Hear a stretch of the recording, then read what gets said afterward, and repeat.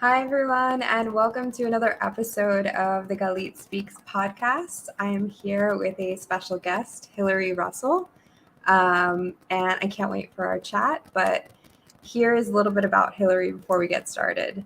Hilary is the CEO of TRC Agency, a seven-figure digital marketing firm based in Salt Lake City, Utah. She's a certified NLP practitioner and program owner at the Entre Institute, where she fulfills her passion for helping entrepreneurial individuals process through their journeys. Hilary also hosts the Marketing Mastermind Podcast, a weekly podcast designed to help business owners reach new levels within their mindsets and businesses. Throughout her career, Hilary has helped many of her clients scale multi-million-dollar businesses and has consulted with public corporations to increase their production rates by up to 70%. Through her expertise in sales and marketing strategy, combined with her work as a mindset coach and teacher, Hilary has impacted the lives of thousands of entrepreneurs all across the globe to reach their unique visions of personal and business success. Super excited to have you here, Hilary. Thank you. Thank you for having me. I'm excited to be here. Yeah. Oh my gosh. So there's so much that I want to talk to you about. I mean, what you have managed to do is just amazing. Thank you. Can you tell me a little bit about your success and what brought you to this point? Oh my gosh, yes. I feel that the best place to start is maybe a little bit of background. When I was, barely 20 years old, I was told, well, after high school, you got to go to college. So I started college, and about 2 weeks into my classes, I was like, this sucks. I hate college. So I dropped out and I went straight into the corporate world. And I had some success in the digital marketing and B2B sales, enterprise sales. I did a lot of partner relationships, that type of work throughout my career, and built over 10 years a really strong, career for myself in the marketing and sales space for enterprise type businesses.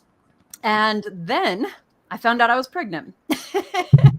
And it was a surprise. And it was something that rocked my world and my career and, everything. And I found myself, after having my little boy, I found myself with a 3-month-old little baby boy and my girlfriend at the time, and going back to, thinking that I had to go back to the corporate world, to the 40-hour per week, 9-to-5 grind. And I did not want to do that. I didn't want to, waste time missing out on my little boy's childhood. Yeah. And so I made the decision to take the experience that I had gained over years and years working with, at this point, 6 years prior, I had been working as a marketing consultant, working with other companies, helping them to scale. And so I was like, man, why don't I just start a marketing agency? So I did that. And at the beginning of 2020, right when the pandemic hit, that's when I launched my agency. And it turned out to be the best time to start a marketing agency. Wow. So that's kind of the quick version of the story. That's the painless version of the story, right? But since then, the agency itself has grown. We've been able to work with lots of companies. We've been able to grow a phenomenal team that I'm so grateful for. And I also have created a program through a company called Entre Institute. A friend of mine started the company around the same time when the pandemic hit. His name is Jeff Lerner. And he started the company Entre Institute to teach individuals how to create their own businesses. So I created that program for the Entre Institute as well, teaching individuals how to start their own marketing agency. So that's kind of a synopsis of the amazing intro you gave me, but that's the background story. Yeah, wow. That is so incredible. So you started during a time where it was so hard for just every business owner. How did you get around? Because I know, like, I've had my business since 2015, right? So I've been in it for a while. But even when the pandemic hit, I was just like, I don't know that I can handle all of this at once. How did you do that as a new business owner? Like, what was going through your head? That I have to do something different. I think that was really what was going through my head, is that it was so important to me in that moment to create a different life for myself and my little family. It was so important that I took control of what that was going to look like, that it didn't matter how crazy or out of the box the ideas needed to be. I just knew it needed to happen. And so you're right. I mean, when the pandemic hit, it threw, for many reasons, it completely halted our world. And for businesses, regardless of how they were operating beforehand, they were almost forced to reposition and to pivot, in the ways that they were communicating with their clients, and the ways that they were doing outreach, and the ways they were marketing and engaging, right? Relying more heavily on things that could be done online. But also something that we saw that was kind of interesting during the pandemic is that consumers needed an emotional connection. It wasn't as much, an importance on having the best value or the best, features or whatever. And honestly, it never really has been. But there was even more of a push for, hey, as a consumer, we don't really care. We just want to know that you have the same values that we do. Right. And so that was a big pivot that a lot of companies had to take. And so from a marketing perspective, I was able to jump in and start having conversations with a lot of these companies that were in dire situations, right? Trying to figure out how to pivot during this time. And we were able to help them do that. That's amazing. So you, like me, are a young female in probably a male-dominated industry. How do you deal with that? Oh, I love it. Yeah. Yeah. Well, here's the deal. I am actually the oldest of 16 children. Yes, 16. Wow. 16. Yeah. And so I'm the oldest girl, and then I've got 6 brothers below me before any other girls came along. And so I grew up being surrounded by boys, right? I grew up being very competitive and going to karate and going to doing different sports and doing different things like that. And I feel that it actually was for my benefit, because I learned how to be competitive and roll with the guys, Yeah. And in my career, which it, sounds like we have some similarities here, but in my career starting out, really young at 19, 20 years old, jumping straight into the corporate world, I held a lot of different positions over those next 10 years. And I would say that in that time frame, I probably worked with 4 other women and hundreds of other men, especially when, looking at so with a lot of the different companies I was with, I would do the enterprise sales, B2B sales, and partnership type programs. And so in many of those companies, I was the only female that was in a team of 30 other guys, or, whatever that might be. And I found that, and this is something that I believe in too, for other reasons as well, being, being from the LGBT community, my wife and I both feel very strongly about this, that the differences of, being female, being gay, or whatever, my wife is half African American, that does not define who you are. That does not define what you're capable of doing. What defines who you are is, who you show up as, right? The values that you have, the way that you treat other people, right? And so I think just, sticking to my core values and sticking to proving to myself what I'm capable of has always been, I feel, what sets me apart and allows me to, rise the bar in a lot of the situations of being, the only female in a male-dominated space. Yeah. Did you get a lot of pushback? Oh, yeah. Oh, yeah. Oh, yeah. Yeah. As females, we all have lots of stories of how, male-dominated spaces have affected us in our careers. In fact, one of the first companies that I worked for, I'll give a little bit of background. They initially hired me to help with operational type procedure that they had in their company. And the same month that they hired me, they acquired 2 B2B companies that basically meant that instead of doing their service or selling their product to individual clients, they were now selling their product to businesses and organizations, right? Yeah.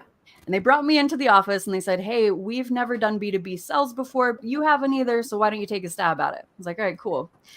Right. So over the course of the next year, I met with as many experts in the area, like literally got on LinkedIn, searched for any expert I could find in the B2B space, and learned everything I possibly could about digital marketing, sales, partnership programs, you name it. And along through this journey, I was also, given the responsibility to build out a bit of a team. And so the team members that came in were men, that had experience in this area. And I also reported to a vice president who was a man, right, in this area. And it was interesting because I ended up that year, those 2 companies did 14 million in revenue. So it definitely paid off, right? And of that 14 million, I myself did 80% of it. And so at the end of the year, when the vice president came in, he said, he was old school for sure. He was old school, but he came in and he goes, hey, we've had a lot of success, but I want you to start setting, he actually was like, I want you to start setting these appointments for your male counterparts. And I was like, wait, what? I created this team, right? Yeah. And so there was definitely some times that I had to stand my ground and say, you know what? No, I know what my value is here. I know what I bring to the table. Take it or leave it, right? Because I know that there's other opportunities out there for me, that I can do more, I can make more, I can generate more for the companies that allow me to and that believe in me. And I think that that's something that as women that we really need to hold for ourselves, is that we bring value to the table, but also hold your boundaries, right? Hold your boundaries with that. Yeah. Yeah. So I have been, I'm pretty open with the way that, the way that I present, the way that I look, I've never really I've been an open book, right?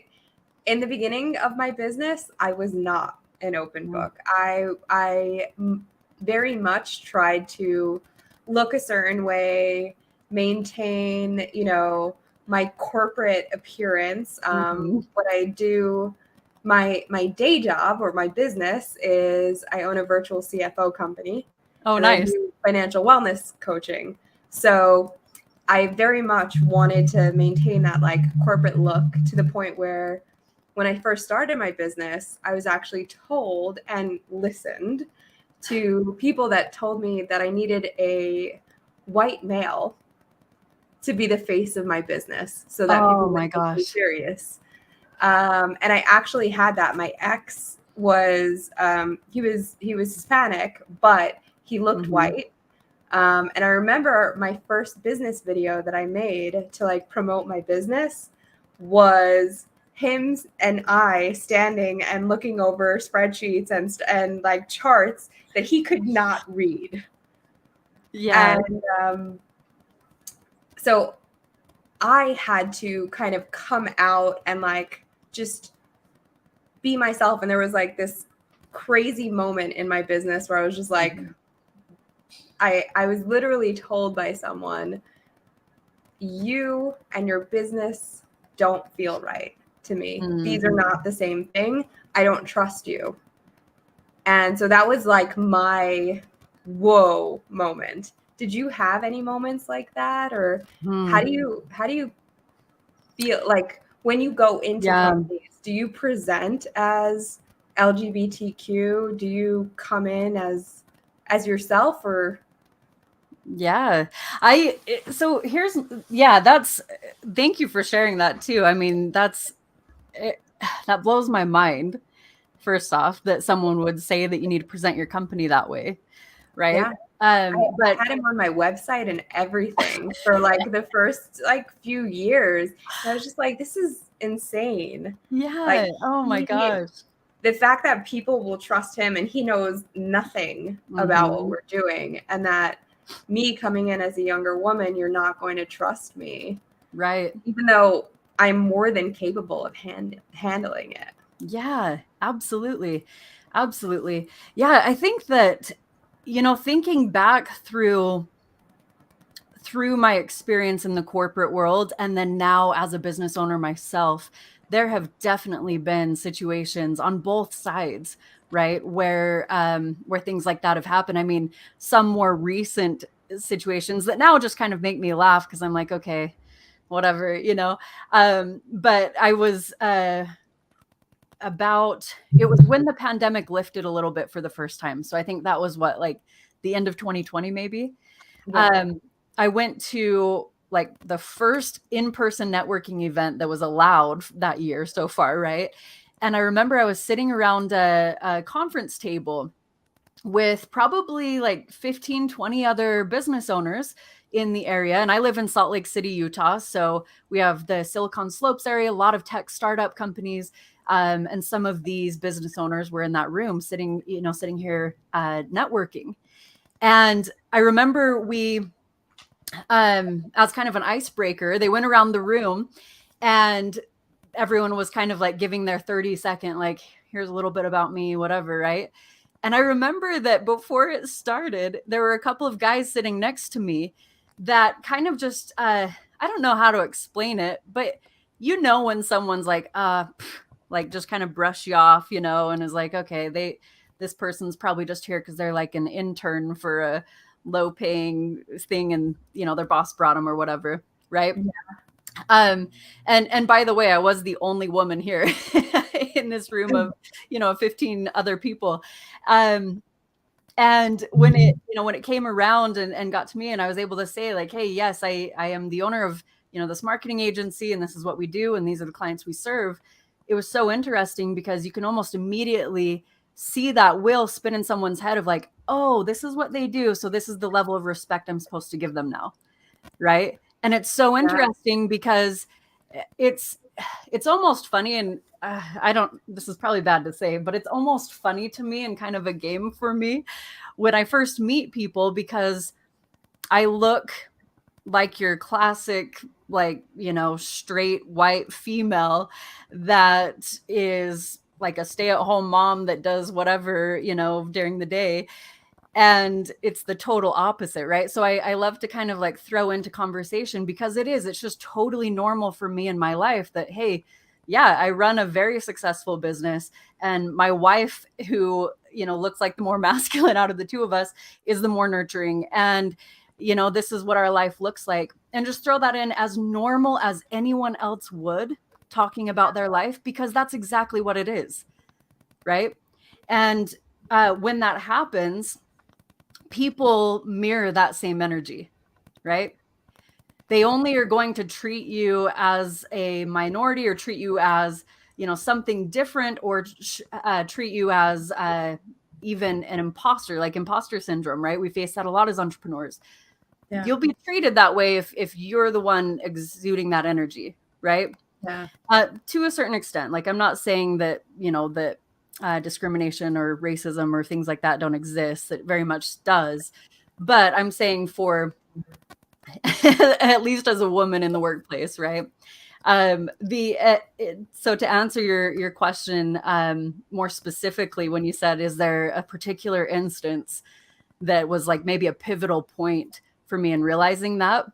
It was actually that same situation when I said, the vice president at the beginning. And this was, at the beginning of my career when I was first figuring everything out. And I was like 20, 21 at this point. And he called me in and said, hey, we just did all of this revenue and now I want you to like set appointments for these guys. It really infuriated me because I knew what I had done, right? I knew what I had, the hard work that I had put in to learn and to generate the types of results that I was able to do. And I think that's something that's really important that we need to do as women, is to not undermine the achievements that we have, right? Or the achievements that we, accomplish. Don't undermine those. Be very clear with them, because think about it in the perspective of, what's the statistic that men negotiate their salary like 60, 70% of the time and only 7% of women do? Like, why? You deserve as much, right? We deserve as much. You just got to ask for it. You got to stand up for yourself and know what you're bringing to the table, know the accomplishments, accomplishments that prove that credibility, and, own it, ask for it, own it. And if they don't, if that's not met, if your expectations are not met there, don't be afraid to say, okay, on to the next, right? Because 7 billion people in this world, thousands of businesses being started every single day. There's no lack in the world we live in today. There's no lack. There's someone out there that, can show up for you in the way that you need to see that respect. Yeah. And I think you said something really important, which is to know and be able to quantify your accomplishments. Right? Because I think as women, a man can walk into a room and he doesn't have to know his accomplishments and he'll still be believed. Mm-hmm. As women, I think it's a lot more difficult, and it's so important to know, like you said, I knew that I generated 80% of that revenue. Yeah. When you know that number, you have the ammunition, you have the leverage, right? Mm-hmm. Whereas if you walked in and were like, I generated a ton of revenue, that's not the same thing. You haven't quantified it, and you cannot, prove your accomplishment without knowing those numbers. Mm-hmm. So I think it's really important that you said that you went in and you knew exactly what you generated, and you were able to say like, no, I'm worth more. Yeah. I built this team. Exactly. Yeah, exactly. And I think honestly that goes for anyone, right? Regardless of race, gender, whatever it is, you should be keeping track of the things that you accomplish, whether that is in a workspace, working as a W-2 employee or in your own business. You should be keeping track of the accomplishments that you make, because you'll need them eventually. Just take my word. You'll need them eventually. Right. Yeah. It's actually, I have this quote that I live by, which is winners keep score. Yes. You don't know that you've won if you're not keeping score. Mm-hmm. If you're just, and that's not to say that everything is a competition and you should just be about winning above all else, but you should know where you're at. Exactly. Yeah. Oh, I love that. Okay. So I've heard a lot during our conversation already about, I could tell you're a super positive person. So yeah. I know that one of the topics that we wanted to talk about was leveraging the power of positive thinking. Mm-hmm. So I'd love to know a little bit more of your thoughts on that. Oh, yes. This is one of my most favorite topics for so many reasons. And let's see, where do I start even? I guess I'll start here. Growing up, I guess just as a little bit of a background here, growing up, I was always told that my name, Hilary, means full of cheer. And I almost, and it was always a positive thing being told that, like, my name means full of cheer. I just bring everyone happiness, But I think that in my teenage years and young adulthood years, it became this like inner voice that was like, you're not living up to this. You're not living up to this. Right. And I had, and still currently do, deal with severe anxiety and severe depression, and didn't realize that that's what it was until I was about 25, right? So for a long period of my, teenage to early adulthood years, I just was dealing with daily panic attacks thinking that it was normal, right? And it wasn't until, I had a year that was really difficult. And it was I think it was around when I was about 25 or so. And it was a really difficult time where my depression got really bad. And I had this moment that was not like a fleeting moment. It was like a 3-month moment where I realized that I had to do something different or I might not continue existing. Right. Yeah.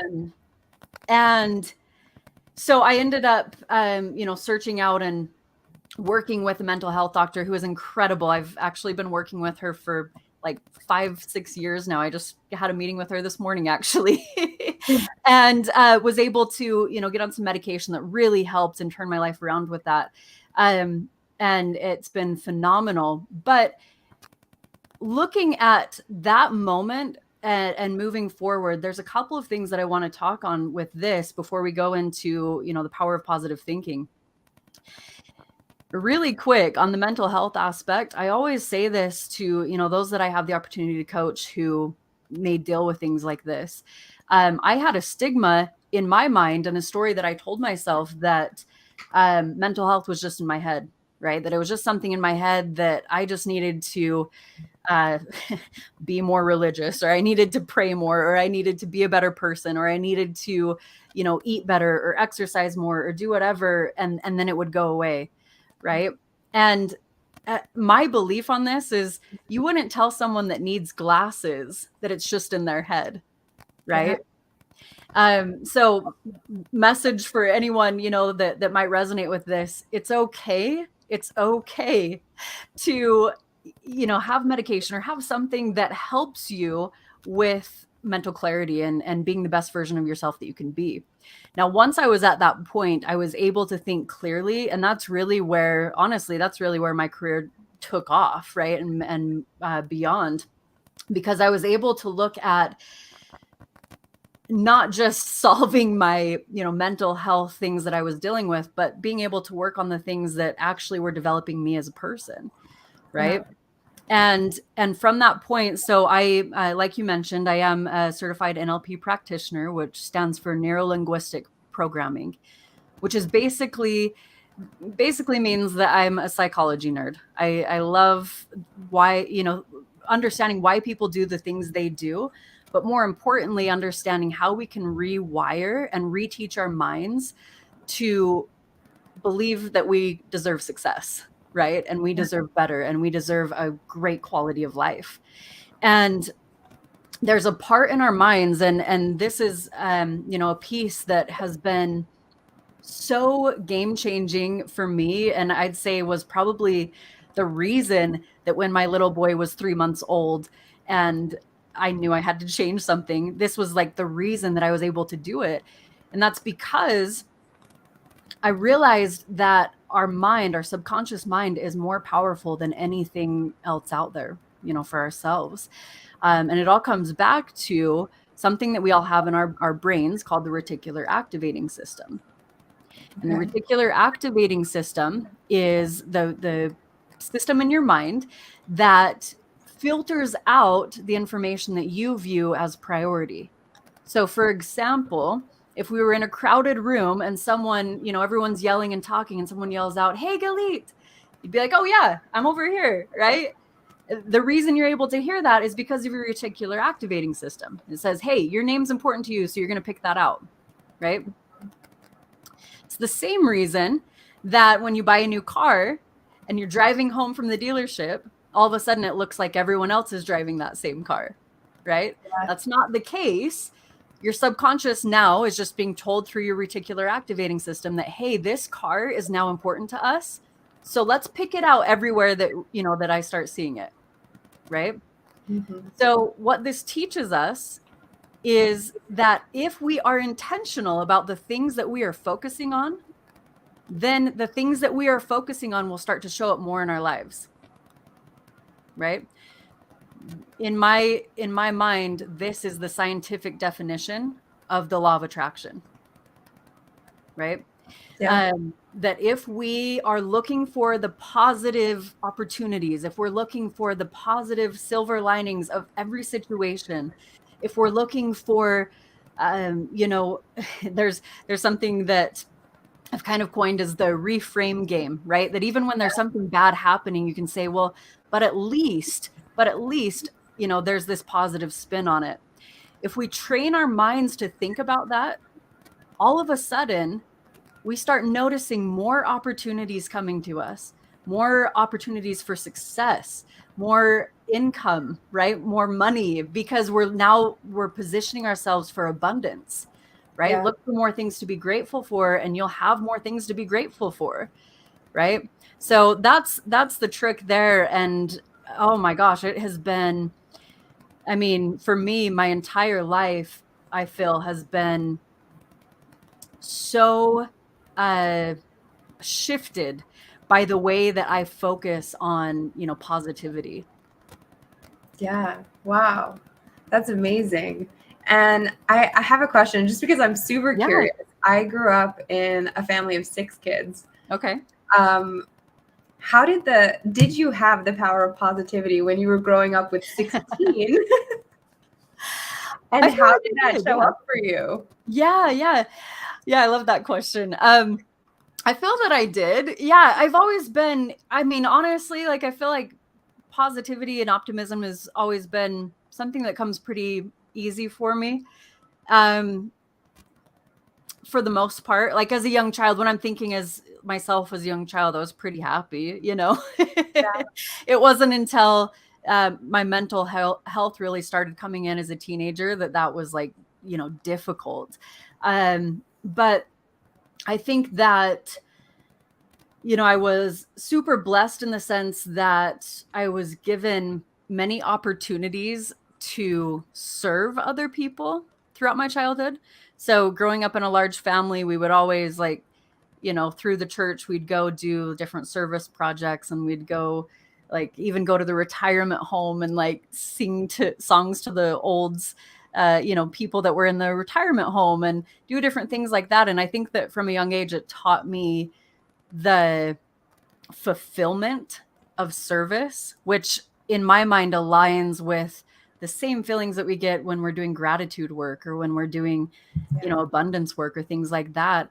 And that directly correlates to optimism and positivity, right? I'll share a little bit too, because I think I talked a bit about the reframe game, right? The little concept that I teach, but honestly, it's something that I have just done my whole life and didn't realize that it was unique until I started talking about it. But it basically goes like this, that if there is something that you find yourself talking negatively about, so for me, and just being vulnerable here, for me, it's my physical appearance, like physical body, right? I am not as strong or as in shape as I was before I had my little boy. And I always joke like, oh, I can't blame it on having a baby anymore because he's almost 3. Like, it's not the same. But whenever I find myself having those negative thoughts, and this is the game, is you don't finish that thought or that sentence. It doesn't come out of your mouth. It doesn't finish in your mind until you say the words, but at least, right? But at least. So for me, it's, oh man, I wish that I could lose these last, 15 pounds of baby weight or maybe lazy weight, right? But at least I have the energy every single day to show up for my little boy, and I've created a lifestyle that I can be there, right? But at least. I love that. I'm going to start using that because I definitely, there was a time in my life where I was a lot more strict about it. I had a gratitude practice every single day. So for almost 2 years, I went live on my Instagram stories every night and said 3 things that I was grateful for. And like, That's it awesome. was so amazing. And then life happens. Yeah. And you start to like miss one day, miss 2 days, and then all of a sudden you're missing a week, missing 2 weeks. So now my gratitude practice is a little less rigid, but I love that. I love the but at least, because I also have a really amazing friend who I call like the queen of the reframe. Yeah. But it's more about reframing the entire thought. But in this way, you can, you're still going to have those negative thoughts, right? Yeah. It's kind of impossible to stop them completely. But at least Yeah. you can, you can make sure that they don't always end negatively. Exactly. Yeah, exactly. Well, and there's another layer of that too that is kind of interesting. Like when you think about it, our subconscious mind is actually doing 80 to 90% of the work, right? Our conscious mind is responsible for basically pointing the direction of what needs accomplished, and our subconscious mind is doing the work, looking out for the solutions and figuring out how those can be accomplished. The interesting thing with our subconscious is that the subconscious mind does not understand sarcasm. It does not understand, it's very black and white. And so when you do have, I mean, even if it is like I kind of just did it this myself, right? A sarcastic comment of like, can't blame it on the baby because it's been 3 years. My subconscious doesn't know that I'm joking, right? It's just like, yeah, that's what it is. So we have to be careful with how we're even saying things, not just to ourselves, but to those around us and our loved ones, because the subconscious doesn't understand, right? So using that reframe game does help to, until we can be more aware of it, helps us to at least, end it on a higher note. Yeah, it just takes the edge off. Right. Right. Yeah. I mean, I know that, so I'll be a little vulnerable as well. I have been suffering the past couple of weeks. I had COVID a second time. So the first time around with COVID was way before vaccines and anything else. It was kind of towards the beginning of the pandemic. And I developed a heart condition from it. And so now my second experience with COVID, I was just this week diagnosed with long COVID. And so I've developed additional issues. Hopefully they will not be long lasting. But I've had like a sore throat for 2 months and a migraine for 2 months. Oh my gosh. I've also, which is, sorry for oversharing. No. But I've had my period 4 times in 2 months as well. So Wow. I'm just like going through some shit right now. Yeah. And it's been so hard this last month, because like for the first month, right, you can ride it out. You're like, it's going to be over soon. But then as like it settles in and you're just like, no, this cannot be like the new normal for me. I don't want to feel like this. You start to get really down on yourself and start to feel upset. So I love that this gives me like another opportunity. So like, yeah, my head might be hurting, but at least I woke up.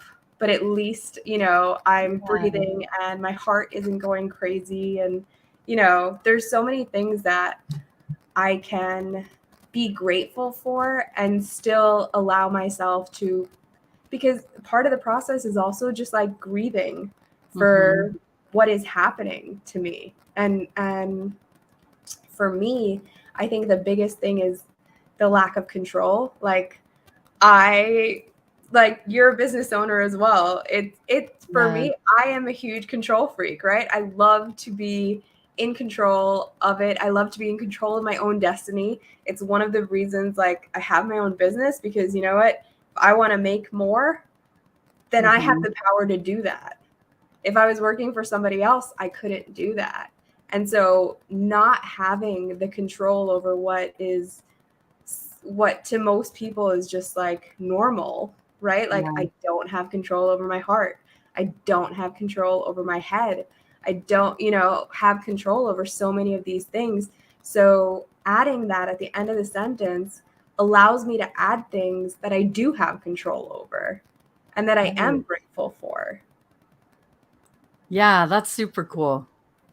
Yeah. So I love that you share that, because I think I'm going to use it, and I think it's a great tip. Somebody on Facebook just said, thank you. You guys are awesome. Love the vulnerability from both. So thank you so much. I love when people come on here and they show up as themselves, and we all want a little glimpse into each other's souls, right? Mm-hmm. Absolutely. Yeah. Okay. All right. So let's get back to it. So we talked a little bit about positivity. We talked a little bit about being LGBTQ. I kind of want to talk about that a little bit more. Yeah. How, you mentioned that you came from a religious background. How has that been for you? Because that's something that usually, those two things can be detrimental to each other. Oh, yeah. Put it that way. No, you're absolutely right. Yeah, so I guess for context, I'm 30 years old right now, today. Not like today was my birthday, but I'm 30 years old this year. And I came out when I was probably like 19 or 20. So it's been like 10 years, But I guess a little bit of additional context with that. I grew up, I mentioned this earlier, I'm from Salt Lake City, Utah. So I grew up my whole entire life here in Utah. And I love this state, by the way. It's absolutely beautiful. But for any of those familiar with the state of Utah, there is a very dominant church here called the Church of Jesus Christ of Latter-day Saints, or, the LDS religion. And so I grew up in that religion, and was, to be honest, it's interesting looking back at how naive I was, I guess. But I honestly, like, my whole life until I was like 19 or 20 years old, I thought that all girls felt that way. Right?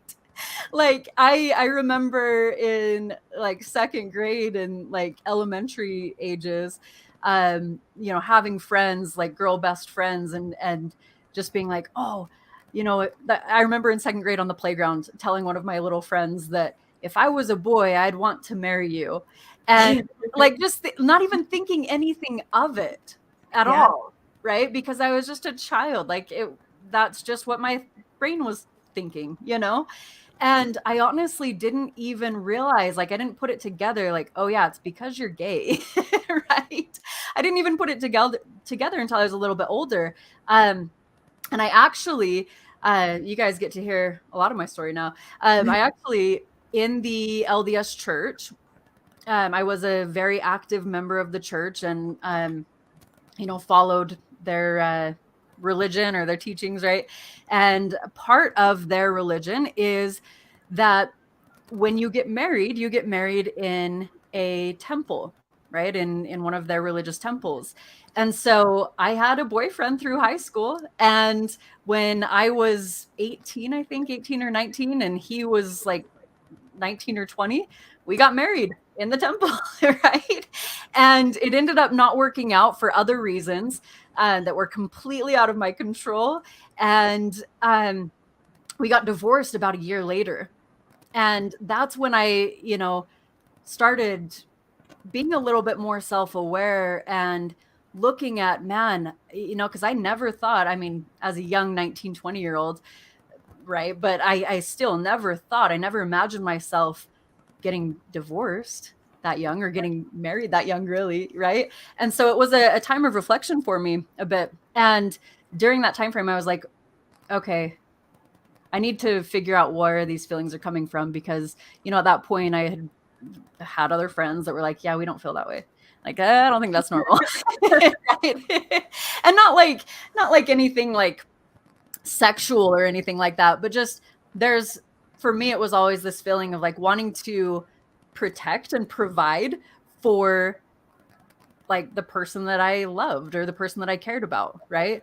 And it was just a little bit different than how other girls felt. And so I started dating women. And actually, for me, and I think this is something that maybe has always been part of my story and for myself, but that is that when I realize something for myself, like I realize it, it's my truth, right? Yeah. It's my truth. And no one can tell me what is or isn't for myself because I know it for myself, right? Because I'm experiencing it myself. And so when I first started dating women, I remember the first time that I ever kissed a woman, I was like 20 years old. And it was like this light went off and I was like, oh, that's what it's supposed to be, right? This is how it's supposed to be. This is what love is. This is how it is, right? And I honestly, to that point, just didn't know because you don't know what you don't know, right? And so from that point forward, I was like, I just came out. I was like, hey, family, I am gay. And so because of that, with the church and with the religion, the LDS church at this point does not have really any room for the LGBT community. It's that's a different conversation, right? And so it was a little bit of a conflict for me because my spirituality and my religion up to that point was very important. And I had this conflict in my mind of, man, I have to choose one or the other. And I remember I made this commitment to myself. It was like, I don't even remember the time frame. I have it in a journal somewhere, but it was like a 3-month period that I committed to myself that I was going to live by the rules, right, for this period of time.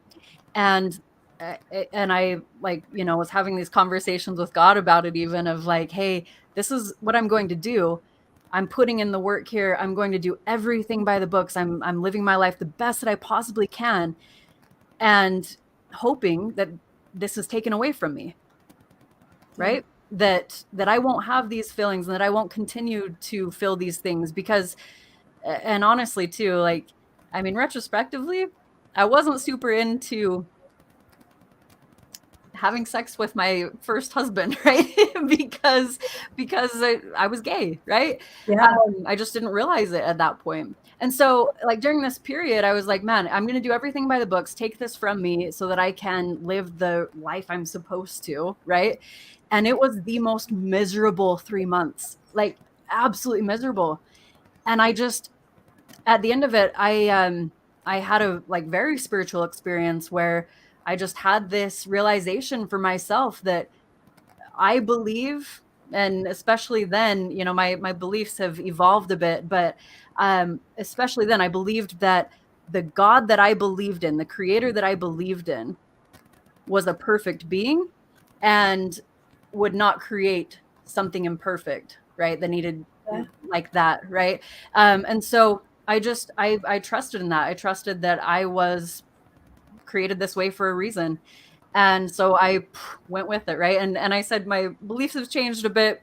That's again another story too. But my family, coming out with that, I had to be very, very strong in and very convicted in what I wanted and knowing what my truth was.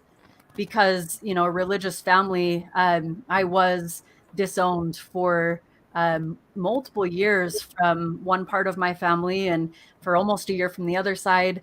Didn't talk to a lot of relatives for a long, long time. In fact, still pretty estranged from part of my family. But you know what? I have realized that it didn't really matter anyways. So, right? Because it's my truth and it's my authenticity that allows me to show up in the way that I'm able to, that has allowed me to live to my fullest extent, which has also allowed me to show up for my little boy, right? To show up for my wife, to show up as the business owner that I am, and to do all of these other things that I know I would not be able to do if I was hiding a part of who I was. Yeah. Yeah, I definitely I feel that. because I know that there have been times in my life where I have been disowned, and there are still, honestly, I will be 100% honest, there's still people in my life that I'm not 100% out with. Yeah. I mean, I'm pretty vocal. I put it out there, Yeah. and if they choose not to see it, that's on them. But because I grew up in a religious household, it's not something that, you know, I throw in anyone's face. Yeah.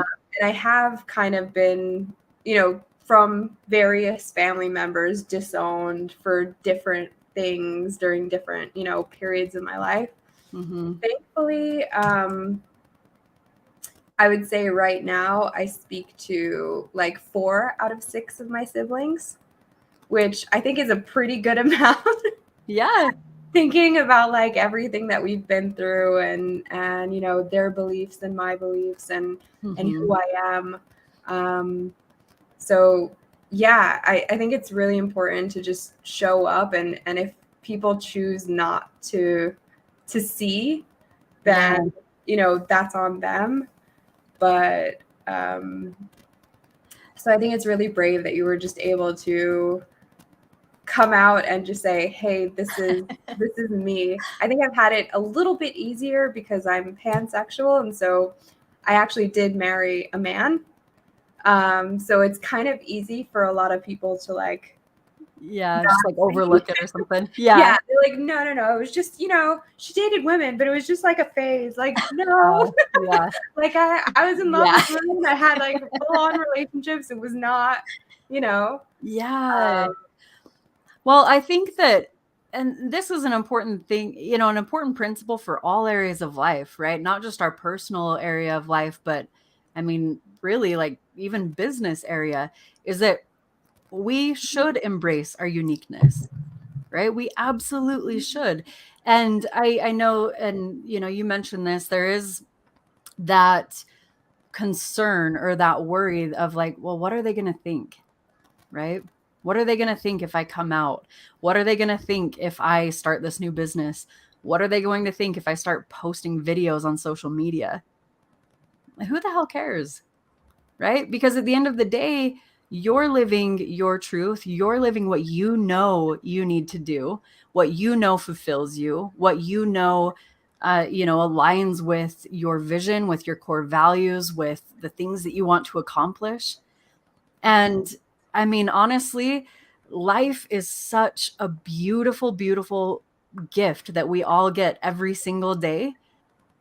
Don't allow, you know, a ignorant family member or a hater on social media or whatever to take away any of that, you know, that beautiful life from you that you get to experience, right? Because time goes on and you're going to continue living the way that you want to live, and they will too.